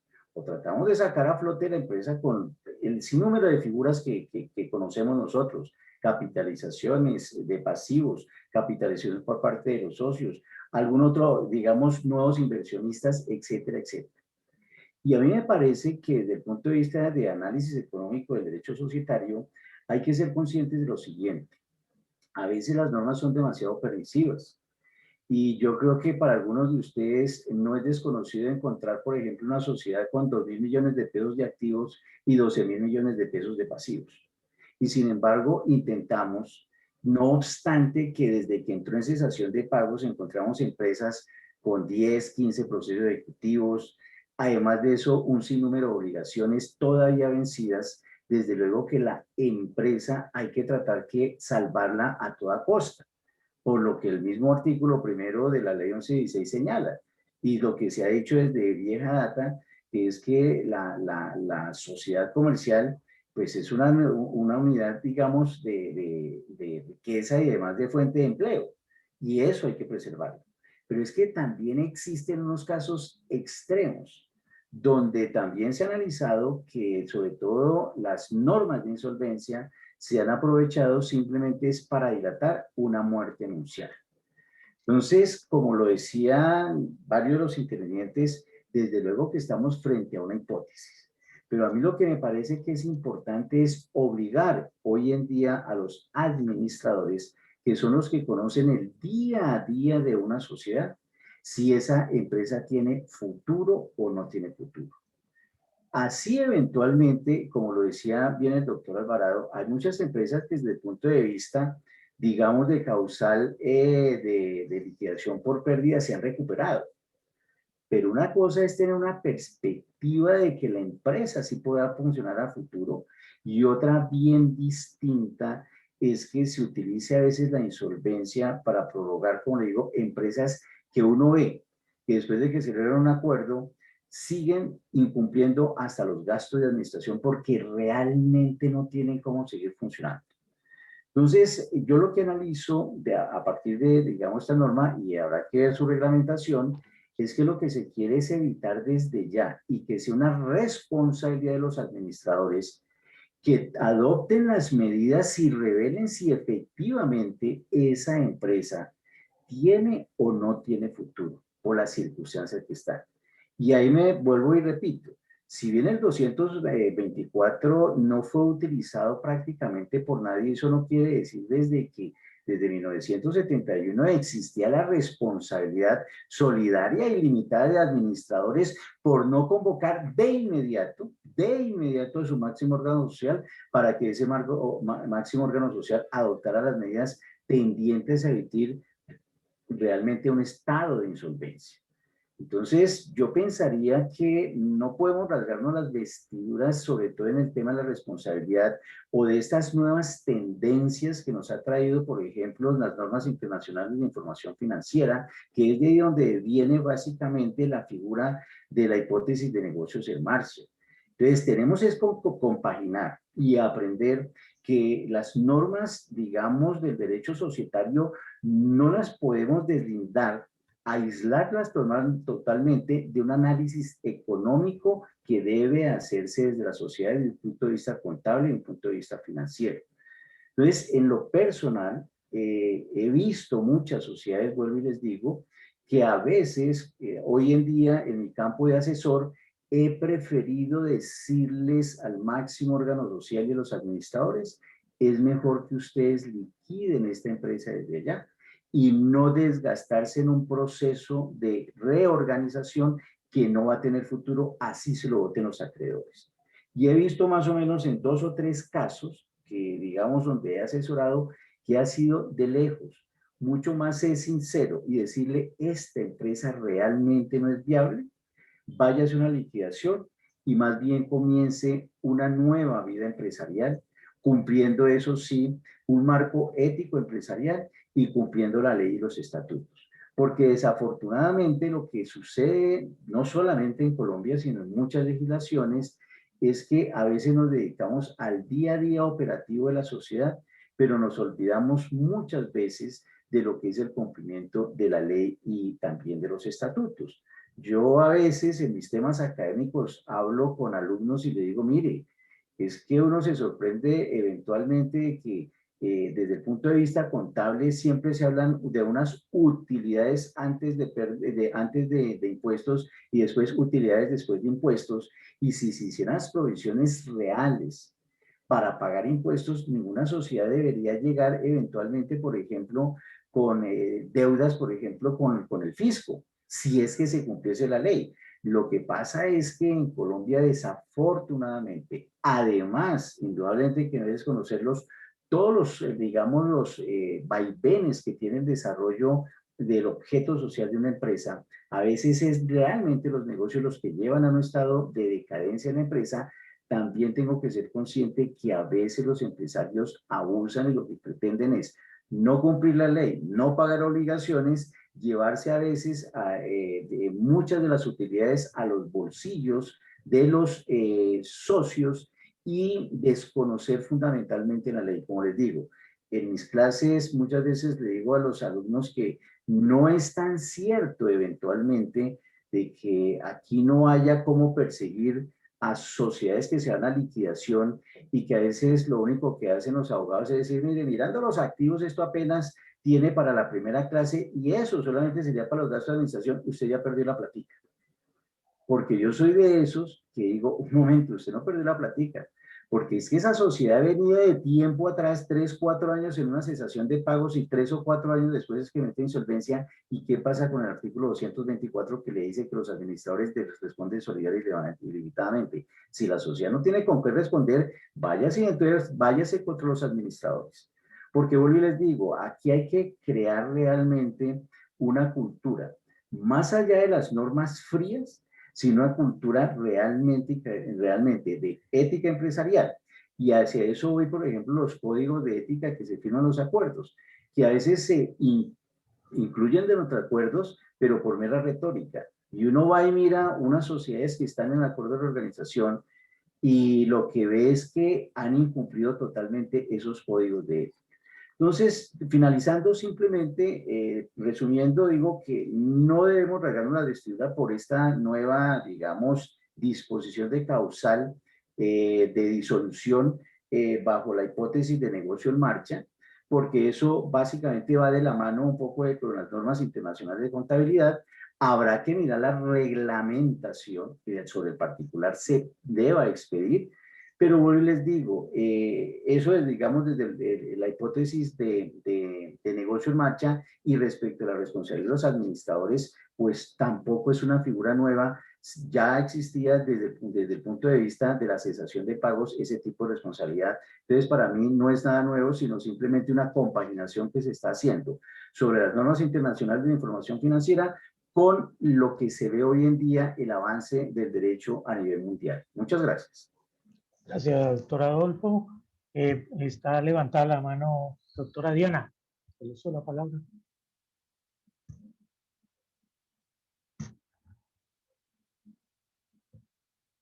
No, lo que quería comentar era sobre lo que ha hablado la doctora Ángela María Echeverry. Ay, qué pasa, es que estoy acá con mis perros. Ángela María Echeverry, sobre cuál era la intención de la norma y que iba dirigida a compañías que, pues, no sé, se habían incurrido en lavado de activos o habían sido mecanismos para lavar activos, pero para poderlo ubicar, yo sé que parecería que solo hablamos de insolvencia, pero sí es así, noche, día, mañana, tarde. Pero cuando hablaban de las empresas zombies y la situación en la que estamos actualmente, pues en Colombia yo no sé si ha habido tanta ayuda como en otros países que ha permitido que empresas sin hipótesis de negocio en marcha, incumpliéndola, reciben ayudas y se mantienen en el mercado. Aquí el gobierno, y ya lo hemos hablado en otros debates, el gobierno ha tratado de facilitar recursos, pero si la compañía está en una zona de insolvencia o antes de la zona o antes de la insolvencia, pues es muy difícil que alguna entidad financiera le preste. Entonces, esas empresas zombies, yo no sé cuántas vamos a tener nosotros realmente. Yo creo que la suspensión de la norma, y creo que el doctor Bustos también lo decía, el tema estatutario. Nosotros hemos estado en discusiones donde dicen la norma está suspendida, pero estatutariamente existe, entonces yo la podría invocar. Los españoles, por ejemplo, están diciendo, no tienen la obligación de concursarse, pero el que se quiera concursar, que se concurse. Entonces, yo creo que, y lo decía el doctor Alvarado, se busca salvar a la empresa, pero no es a todo costo ni cualquier empresa, ¿sí? Y por eso creo yo que la primera pregunta que hacía el doctor Borda ahora era si esta suspensión aplicaba para todas las sociedades. Sí, porque Independiente podía estar divinamente y resulta que una empresa que tenía su hipótesis de negocio en marcha absolutamente presente y manifiesta en sus estados financieros de diciembre del 2019 a diciembre del 2020 no la cumple. Y vemos que la valoración que tienen que hacer los administradores es a corto plazo, es la misma de la incapacidad de pago inminente. En un horizonte de 12 meses, ¿usted qué ve? ¿Ve futuro o no ve? Entonces, creo que yo no sé, y quisiera como incluir eso en el debate, y es así como se flexibiliza la causal, porque efectivamente para mí la flexibilización implica que hay mayor amplitud, pero habrá más responsabilidad, creería yo. Lo mismo uno podría pensar de la insolvencia, que debería flexibilizarse los supuestos para que cualquiera pueda entrar si lo necesita, porque nadie se va a ir a concurso sin necesitarlo. Entonces, no sé, eso es lo que quería comentar. Gracias, doctora Diana. Doctor Borda. Doctor Gonzalo, no, el doctor Álvaro Londoño, quien nos ha acompañado, requiere retirarse. No sé si de pronto quiera brindarnos unas palabritas últimas para cerrar con él, porque necesita irse, pero pues queremos aprovecharlo al máximo, así como lo estamos aprovechando todos. Me encanta el debate. Este debate tiene puntos de encuentro y de eso se trataba.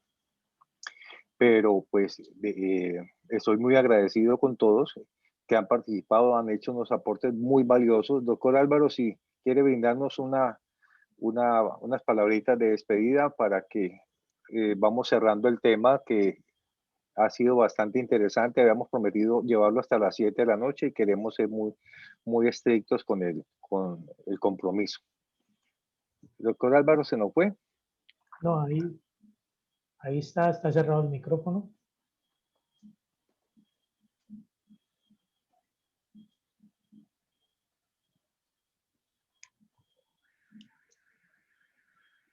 Bueno, entonces vamos a tratar de establecer comunicación con el doctor.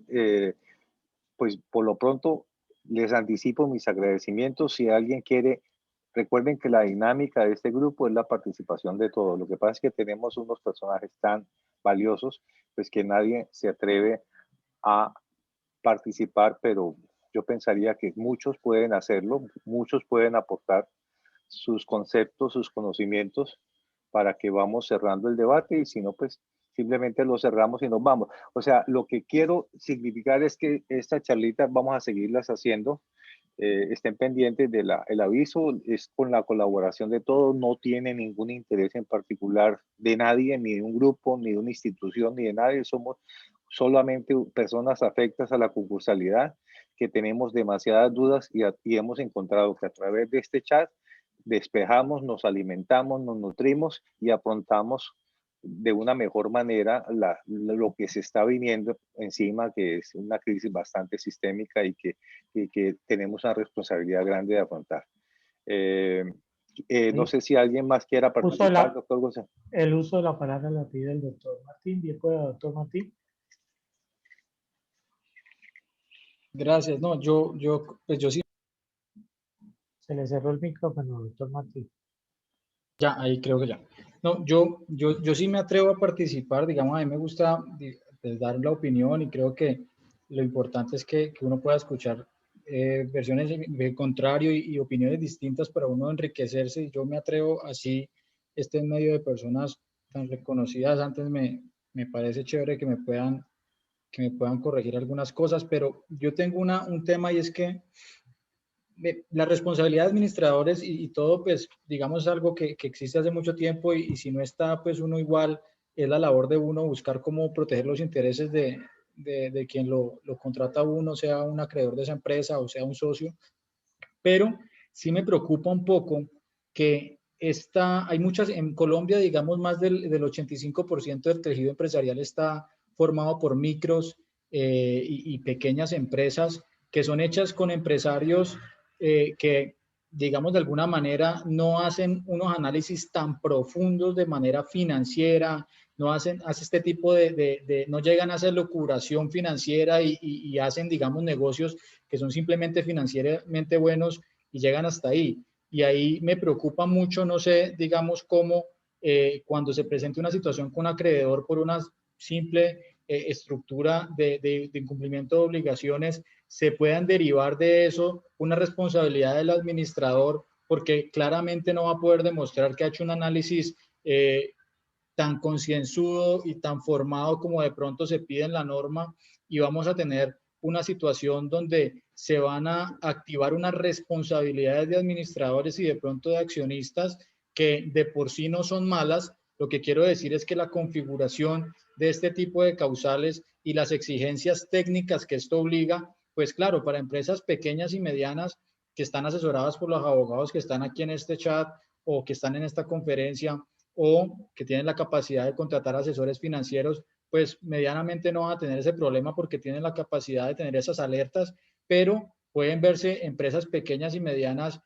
comprometidas. Entonces, cuando uno tiene este artículo, una ley de emprendimiento, que son para empresas que están naciendo, que están saliendo adelante, que no tienen los recursos para contratar un financiero, sino que simplemente tienen una buena idea y tienen unas ganas y tienen una capacidad, pues creo que de alguna manera sería un contrasentido obligarles a ellos a tener una capacidad técnica para hacer unos análisis profundos, cuando realmente creo que eso no amerita. Entonces, sigo insistiendo que lo que me preocupa ahí, más que la norma como tal, que pues financieramente puede ser muy buena, es cómo se va a dar esa interpretación por parte de los socios y los operadores judiciales en los casos donde nos encontremos con una empresa de un señor que la ha llevado durante muchos años, no tiene una descendencia, unos hijos, y no hizo este análisis y quedó, digamos, comprometido personalmente por ser representante legal también. Entonces, digamos que yo me voy al tema práctico y esa es como mi preocupación, y creo que es que ahí donde tenemos que nosotros entrar a conceptuar, pues, y apoyar a estas empresas. Esa es como la observación que tengo también sobre esto. Gracias, doctor Martín Ramírez. Doctor Borda, creo que se acercan, son las 6:47, creo que ya los panelistas hay que dar las gracias, estamos acercándonos a las 2 horas que nos comprometimos. ¿Hay algo más, doctor Borda, que quiera agregar? No. Darle los agradecimientos a todos. Yo sabía de antemano que este era un tema álgido, que si se quiere para los abogados incomprensible.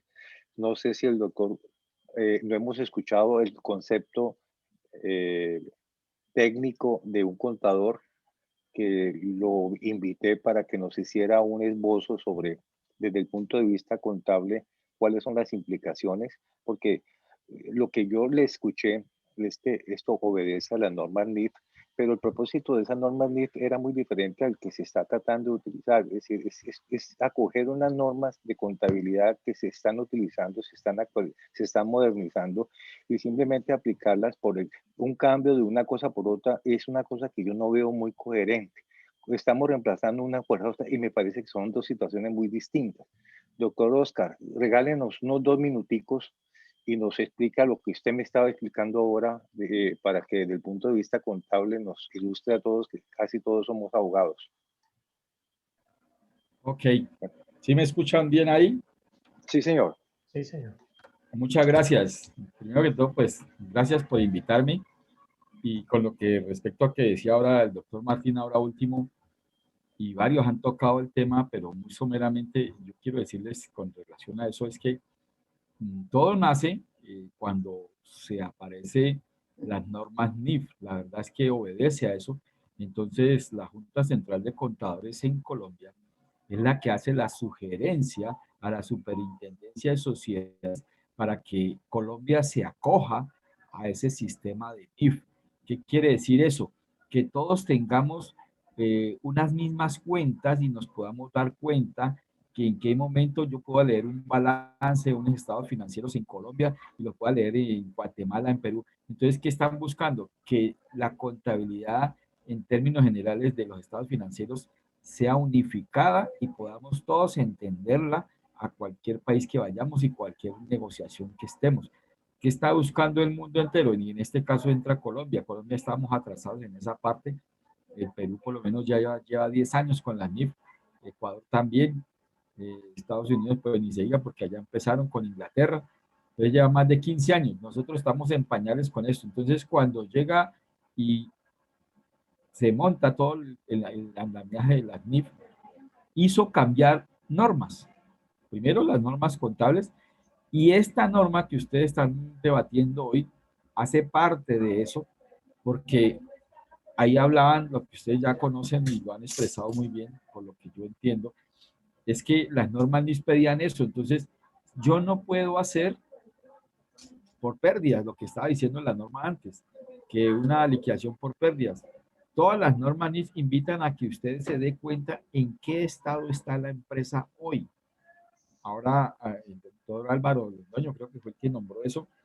Por allá desde 1971 está la responsabilidad de los administradores. Eso es verdad. Luego, creo que fue en 1995, la ley lo ratifica y cae responsabilidad sobre los socios, la junta directiva y todos los administradores, y ahí involucran al revisor fiscal y al contador. Quiero contarles que desde el punto de vista técnico, el revisor fiscal en su dictamen tiene que hacer esa observación de la que ustedes están hablando, en la que dice si es viable o no. O sea, yo soy administrador, yo me baso bastante en la del revisor fiscal porque el revisor fiscal sabe más que yo. Entonces yo soy administrador, pero él me tiene que decir en el dictamen si eso es viable o no. Entonces yo me baso mucho en lo que me va a decir el revisor fiscal. Ahí la pregunta es, y cuando no tengo revisor fiscal, como decía el señor Martín, el doctor Martín habla de gente, de empresas pequeñas, ¿yo qué hago? Pues resulta que el contador, las normas también me dicen, y es una obligación del contador, si no hay revisor fiscal, él tiene que hacer una especie de dictamen y hablar. Y entonces, por eso es que las juntas, y de pronto el doctor Álvaro hablaba de cierta longevidad o ciertas cosas que se dan muy deportivamente, llamémoslo así, y no se dan realmente como dice la norma. ¿Qué sucede? El administrador debe presentar a la junta directiva un informe de gestión. En las empresas pequeñas, lo que decía el doctor Martín, no lo hacen porque son empresas familiares normalmente. Pero ese informe de gestión está basado en el informe del revisor fiscal. Si no tengo, debe estar basado en un informe del contador. Lo que pasa es que nosotros no lo exigimos, pero la norma NIF y la Junta Central de Contadores le ha pasado esa información a la superintendencia lo exige, pero eso es lo que no está sucediendo. Como no lo están pidiendo, no se hace exigible, realmente no hay sanción al respecto, nadie lo pide, pero ese es el fundamento para que yo tenga lo que estamos hablando, si es viable o no viable esa empresa. La norma está hablando que si es viable por un año, pero la responsabilidad es grande, grande en el contador y el revisor fiscal. Si no lo hay, pues sería el contador. Y el administrador debe pedir eso al contador. Ahora, lo que decía el doctor Martín, sí, la empresa es pequeña, está bien, pero entonces tiene que buscar un financiero pequeño, pero eso es responsabilidad de la contabilidad y del contador y del revisor fiscal en ese caso. Y por eso fue que la Junta Central de Contadores le escribió a la superintendencia con ese fin, para que actualizaran eso, porque la NIF a nivel mundial funciona es con eso. Entonces nosotros estamos entrando en un parámetro a nivel internacional que nosotros desconocíamos. Así de sencillo fue. Y lo que ustedes dicen, ¿qué significa eso? Pues simplemente que yo tengo que hacer una evaluación de unos parámetros y sé más que todo es la de rentabilidad, que ustedes lo conocen contablemente, en términos técnicos se conoce las variables de rentabilidad, qué tan posible y qué tanto estoy pagando yo y en cuánto tiempo estoy pagando. Entonces uno empieza a mirar esas relaciones financieras, las razones financieras que se conocen, y miro cuánto está la utilidad operacional, cuánto estoy vendiendo, si el otro año voy a vender, qué proyecciones tengo. Eso hay que evaluarlo. Eso es lo que quiere decir la norma ahora. Pero antes simplemente, muchos hablaron ahora de sí, daba pérdida, pero es que el patrimonio está negativo. Y como la norma hablara del capital, pero sí, hay patrimonio negativo. El capital todavía no llega al 50%, entonces no se da la causal. Pero hay muchas historias, la realidad es otra. Con el doctor Borja hemos tenido cantidades de empresas en liquidación y uno ve unos casos extraordinarios. Creo que era eso para darles un poquito, pero ustedes la tienen muy clara. Les agradezco mucho la invitación. Y Fernando, gracias. Gracias, doctor. Muchas gracias. Gracias, doctor Oscar Humberto. Usted creo que nos ha brindado unas luces muy grandes, sobre todo porque usted es un especialista en el tema. Es un contador que ha sido vinculado a la concursalidad desde hace mucho tiempo. Y creería que cerramos con broche de oro esta charla de amigos. Creo que quedó faltando solamente la copita de vino porque de eso se trata, de la informalidad de la reunión. Aquí no hay conferencias, no hay clases magistrales, aquí hay es un grupo de amigos en torno a un tema y estoy muy agradecido porque creo que el éxito ha sido muy grande. Esto se ha grabado con la anuencia de todos ustedes, la publicaremos en la página de YouTube. Si alguien está en desacuerdo, pues obviamente no lo haremos, ¿no? Pero esto tiene una sola finalidad y es generar academia, generar conocimiento, generar debate y de pronto sacar unas memorias que nos puedan servir de marco de referencia para en lo sucesivo aplicar. Yo sigo, a mí me quedó sonando una sola frase que dice que esto va a alimentar la litigiosidad. Yo ya me veo con las asambleas de accionistas o con los accionistas disidentes o los minoritarios haciendo uso de esta hermosa herramienta para dar candelas, como se dice aquí en el Valle del Cauca, para oponerse, porque me parece que hay cosas que no están muy claras. Me parece que la finalidad de la NIF es muy distinta a la de la parte jurídica. Me parece que no hay como demasiada conexión la una con lo otro, pero porque uno ve montones de empresas, como dice el doctor Luis Fernando Alvarado, que no tienen futuro y uno a veces hace milagros, porque yo recientemente sometí a una empresa de servicios médicos a reorganización y se le aparecieron las pruebas del coronavirus, pues se están llenando de plata, o sea, se les apareció la Virgen y no tienen ninguna viabilidad. Entonces a veces suceden cosas absolutamente extrañas que se salen de cualquier concepto de negocio en marcha y demás. Entonces, pues esto de alguna manera afecta la posibilidad de una recuperación porque son demasiadas requisitos, demasiadas exigencias que un empresario normal de una empresa pequeña, de una MIPYMES, no puede cumplir. La doctora Diana está levantando la mano. Creo que con ella ya cerramos. Doctor. Y nuevamente. Sí. No, doctor Borda, era porque nosotros vamos a hacer un encuentro con el doctor Francisco Cavalli y Daniel Neira ahora a finales de febrero, comienzos de marzo, precisamente sobre no sobre la hipótesis, pero sí la valoración de la empresa en marcha. Y ver ese primer caso que ya pasó en la superintendencia de descargue, cómo fue el análisis, cuál fue la valoración que se usó y un poco entender el mecanismo de valoración. Las diferencias, me dicen que hay 7 tipos diferentes de formas de valorar una empresa en marcha, entonces pues para que le copiaremos al doctor Borda, bueno, él está en encuentro, entonces ahí estará el encuentro. Era eso, doctor Borda, y gracias otra vez por la invitación. Muchas gracias a todos, les deseo muy buena noche. No individualizo la despedida porque no termino, pero estamos altamente conformes. Yo pensaría que quedamos satisfechos con las explicaciones.